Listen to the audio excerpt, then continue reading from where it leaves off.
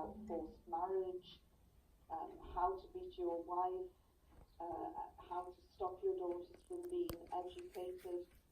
Of course, I found nothing like that in the Quran, but what the Quran makes crystal clear is that women are equal in spirituality, work and education. And this was a huge surprise to me. So all the rights that were given to women in the pages of the Holy Quran, available for the last 1400 years, have actually only come in the last 100 years to Western women. There was a little bit of turmoil in my life at the time, just before I took the Shahada. I had decided to leave London working as a journalist, and I had been offered a job in Doha for a very famous TV station there.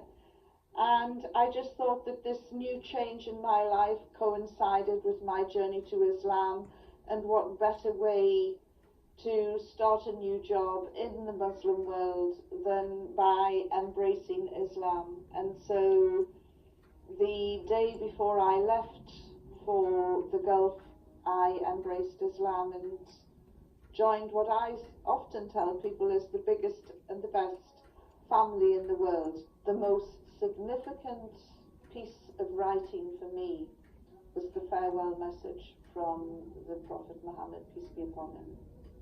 And nobody, from the most raging Islamophobe to the most hardened atheist, could look at that speech and disagree with a single word. It makes it perfectly clear that we are all equal, regardless of gender, skin colour, culture, background. Every one of us is equal. And that farewell message, when people say to me, I have a friend who wants to convert, or I've got a friend who's interested, what should I show them? I always say, go to the end first, and that is show the farewell message as an introduction to Islam, because it is perfect. When I took my Shahada, I decided it was really a very private moment, a moment between me and Allah. And so I didn't want a big fuss, and I just took it at home in London with less than a handful of people who had helped and supported me on my journey to Islam. بعد أن دخلت في الإسلام ونطقت في الشهادة، كيف كانت ردة فعل أهلك وأصحابك والمقربين منك؟ My family reacted in different ways. One sister was quite supportive. One sadly doesn't speak to me right till this day. My late father was very much against the idea until I came home one day with a copy of the farewell speech. And he read it and he had tears in his eyes. And it is my big regret that I didn't follow that through and try and convert him to Islam. And my mother, her reaction to my conversion, she started going to church again. And I said, this is great, you know, get some spirituality back in your life. There's not that much difference between Muslims and Christianity. And I said, you know, Christianity is a great springboard to Islam. And she said, I don't want anything to do with your newfangled Arab religion. And I said, where do you think Jesus comes from? Manchester?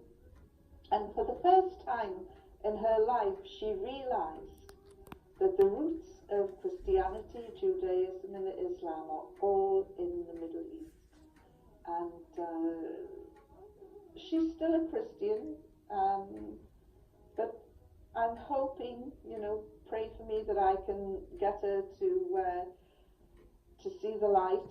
In Europe, the moment a woman steps out of her house wearing the hijab, she is immediately identified as a Muslim woman. She's immediately whether she wants to or not, propelled into the front lines, short sword fighting for her faith, because everybody becomes your judge.